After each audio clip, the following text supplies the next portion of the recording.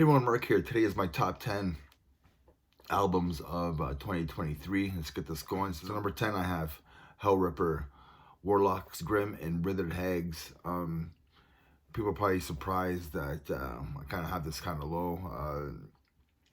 Again, this is Scott McBain from Scotland, and wrote one hell of an album. The reason why it's so low is because, well, he used programmed drums on this album. I could understand the first two. Again, the songwriting is amazing. I think Scott McBain is a genius, but I think by now he should have a drummer for his third album. So that's why I have it at number 10. If we would have had a drummer on here, he would have easily been in probably my top 3, but still a good album. You know, there's bagpipes, there's epic writing, songwriting on here. The guitar playing on here and the vocals by Scott McBain are just awesome. Like he really is on fire on here. But yeah, so number 10 I have Hell Ripper, Warlocks, Grim, and Withered Hags. I have the CD right there. I still have it in the packaging. I just don't want to ruin the hype sticker there. But yeah. Number 9, I have Suffocation, Hymns of the Apocrypha.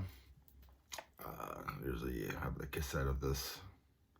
There you go. So yeah, killer vocals by Ricky Myers, who's not related to Mike Myers or even Steven Seagal. He's not related to Steven Seagal either, so that's good.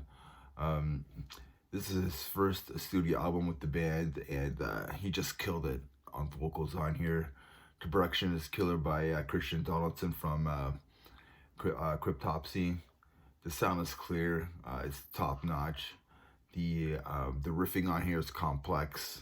There's a new aggression, new attitude in this band. I think Terrence is the only OG left in the band, which is fine. This album's just it's excellent from start to finish. I mean, this is what Suffocation does. It's intense, it's brutal. Myers brings the heat on this album vocally. I mean, I wasn't a fan of Suffocation before, but now I am. I don't know why I didn't listen to these guys before, or why I never really got into them before. Maybe it's because just the production of some of their albums kind of hurt my listening experience to them before, probably. It kicks ass. I'm a fan now of Suffocation. Number 8, I have Enforced, War Remains. These guys are from Virginia. These thrashers released their third studio album, and it really kicks ass. Easily it's the best thrash album of the year. They trimmed down the fat from their first release, and they got Arthur Risk to mix and master this album. Arthur Risk doesn't sleep. He just produces albums. I think the guy's probably a vampire, but vampires sleep, so I mean he's like the Steven Seagal of mixing and mastering, like that's for sure. So number 8 I have Enforced, War Remains. Kick-ass thrash album. Number 7 I have Cannibal Corpse, Chaos Horrific. Here I got the vinyl copy of that. You guys see, I don't know what the plastic's on there, but it's totally cool. Anyways, Corpse Grinder is my favorite death metal vocalist. I really do love this album. I think every time that I listen to it, it does go higher and higher. It's just a crazy year for death metal. But the more and more I listen to this album, the more I'm getting. I'm starting to like it a lot more. It'll probably end up being higher, but great production. Eric Rutan knows what he's doing over there. He's a great addition to the band, that's for sure. He brings another element to the band. Cannibal Corpse has a formula. They have a sound, they have a process that allows them to create hard-hitting death metal tracks. This album has some groove elements. It's a little bit more thrashier, I think, than their previous stuff, which is pretty cool. the last song has some kind of doom metal element to it, which is probably something a little bit different, which is really cool for this band. Drain You Empty is the song that I'm talking about. But I just want to say that Cannibal Corpse has a process. They have a formula, and they don't need to change it because the riffing's technical enough. They're not easy songs. These guys just know how to write death metal music, and that's what's so great about them. So number 7, I have Cannibal Corpse, Chaos Horrific. Number 6, I have King Gizard and the Lizard Wizard, Petrodragnik, Apocalypse. That's the short version of the song of the album title. I mean, this is an Australian rock band that formed in 2010, but they released one heck of a metal album, and they don't normally write metal albums, which is pretty cool. This just completely surprised me, completely caught me off guard. They release multiple albums per year, so they decided to release like a metal album this year, their 24th studio album. It's a mixture of prog rock, metal, stoner groove, and thrash. So if you like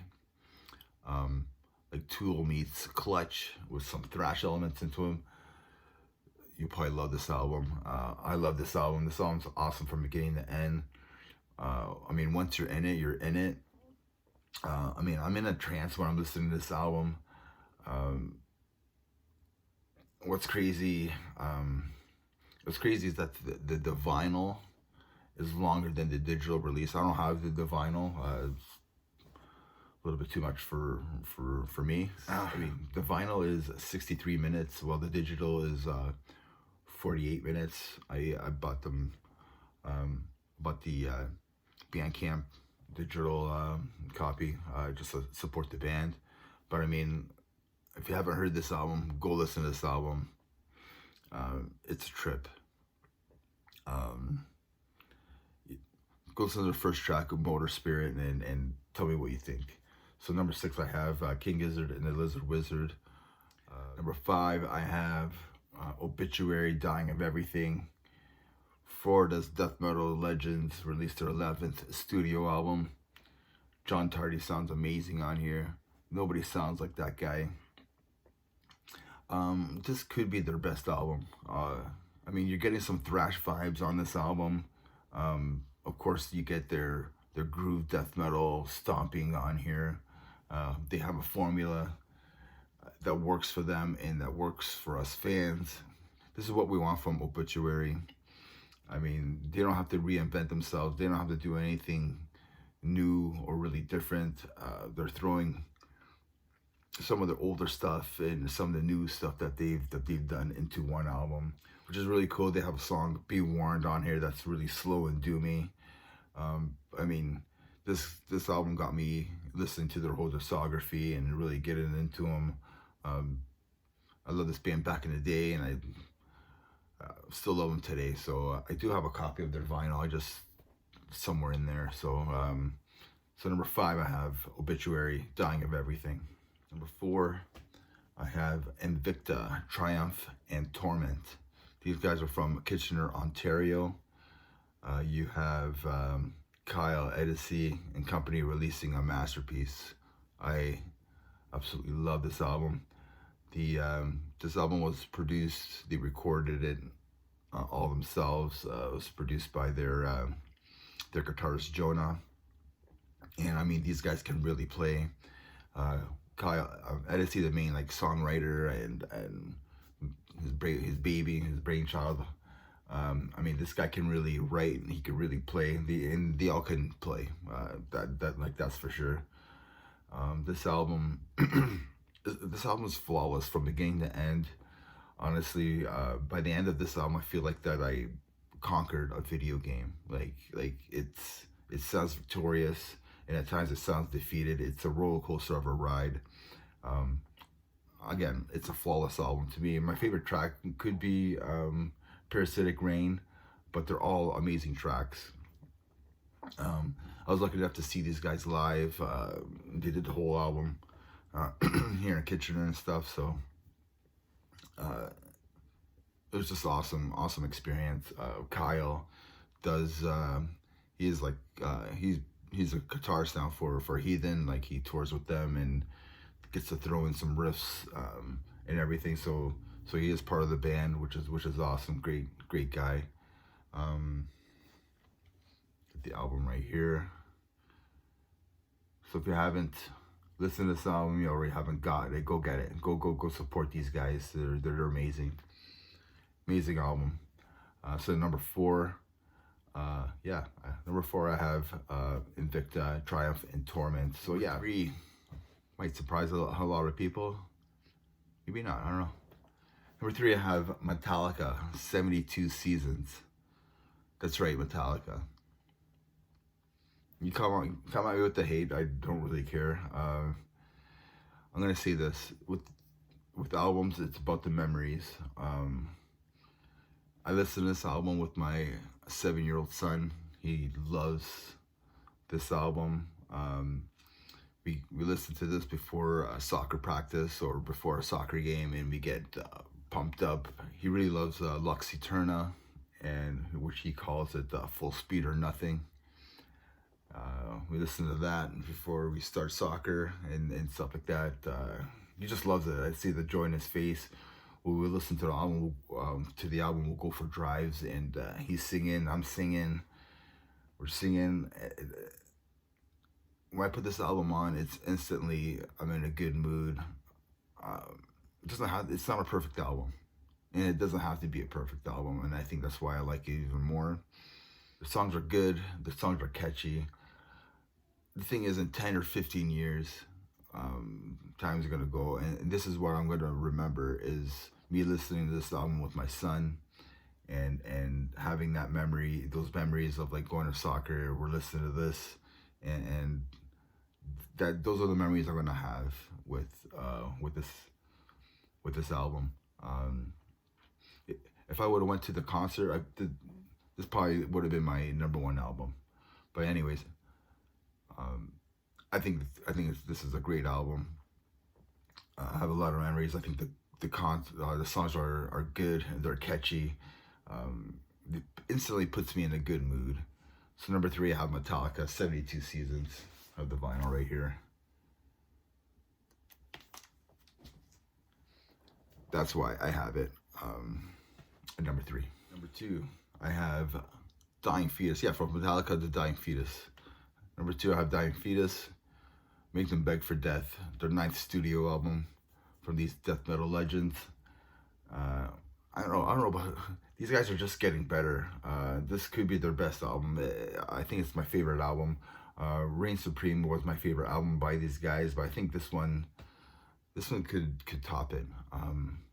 It's brutal, it's intense, it's catchy, and brutal breakdowns. Compulsion of Cruelty, Unblinded Fury, Undubulating Carnage.